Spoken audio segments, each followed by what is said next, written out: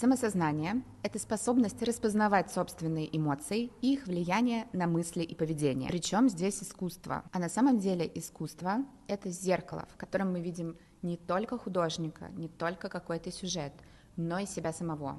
Спектакль, опера, балет, созерцание картины пробуждают в нас эмоции, которые иначе оказались бы непроявленными и уж тем более неосознанными. Для примера мы можем посмотреть на большое количество автопортретов Винсента ван Гога. Мастер писал себя десятки раз, исследуя малейшие изменения состояния своего внутреннего мира. Через разные средства художественной выразительности он передавал не сходство во внешности, а именно свои внутренние чувства.